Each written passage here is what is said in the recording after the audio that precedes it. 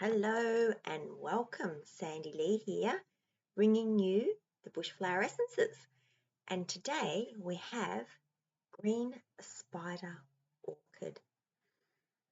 And I thought it was quite fascinating. I don't often wear red, and today I was guided to wear red, and then I picked up Green Spider Orchid to be our chat for the day, and there's the red core within the flower there, and I thought, oh, there you go. Always trust your guidance. So I'll start off by reading from Ian White's book, the Bushflower Essence. This is called Bushflower Healing. And with all of the flowers, with all of the essences, Ian puts a verse at the beginning that comes from various sources. So the Green Spider Orchid is Learn to be Silent by Pythagoras. And I'll read what the essence is for, and then I'll give my overview. So the negative condition, as Ian puts it here, is nightmares and phobias from past life experiences, intense negative reactions to the sight of blood, and the positive outcome is telepathic communication and the ability to withhold information until the timing is appropriate. That's very interesting, isn't it? So also with the Green Spider Orchid is that it helps to balance and us to attune to the higher chakras, and it helps with spiritual growth and to tap in, if you like, to spiritual communication. So coming back to the learn to be silent, if we just tease that out a little bit, we can be bombarded with thoughts of all kinds, and some of those thoughts, many of those thoughts, they fill our head with things that are not helpful, that oppose our spiritual growth, that fill us with doubt and worry and fear. So learning to, or being helped with the Green Spider Orchid helps to be able to quieten those thoughts so that we can hear the whispers of spirit or of the divine, be more closely attuned to that.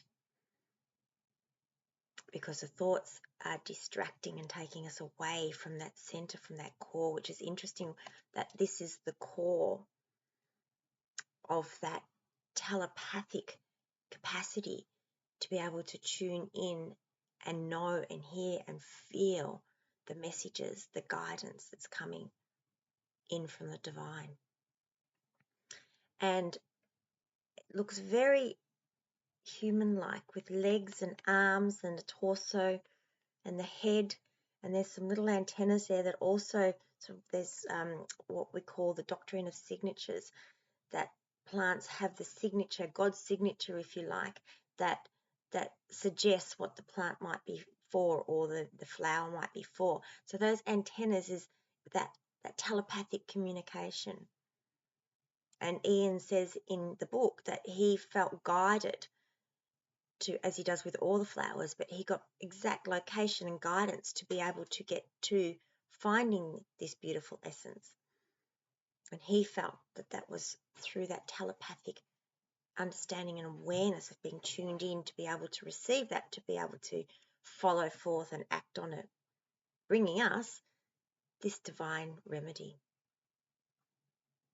So also about being discerning about when to speak or when to voice is also very important, because often when we race ahead in our thoughts, we're already talking in our minds while somebody else is speaking.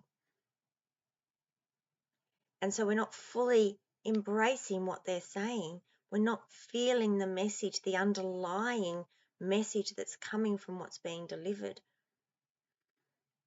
because we're already speaking in our minds and overriding that with what we want to say. So listening in silence means to just come back and really hear somebody.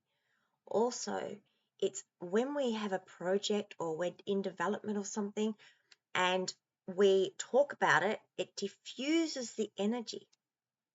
So it's important to keep that project or your creativity contained so it can build the energy. You feed it, you nurture it with your soul and your heart, and you build it, the building capacity. And then when that has occurred, then it's time, when it's time to be released, which will be divinely timed and guided, then that's when it can enter into the field of energy with outside of itself. So it's knowing just to take that step back. And sometimes it can be difficult because we're excited. But rather than being excited, be committed to that project and your creativity. And that will give it legs when it's released. It's also, Green Spider Orchid is for nightmares, general nightmares for children.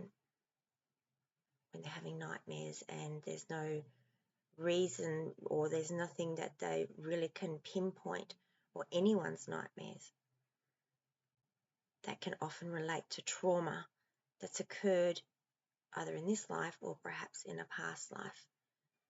And that can really be very unsettling, and especially when we're in rest and we're having these nightmares, it can wake up exhausted. So this helps to calm that down. And so, with all that being said about the beautiful Green Spider Orchid, I shall bid you farewell for now. And may you walk with grace and ease. Much love. Thank you.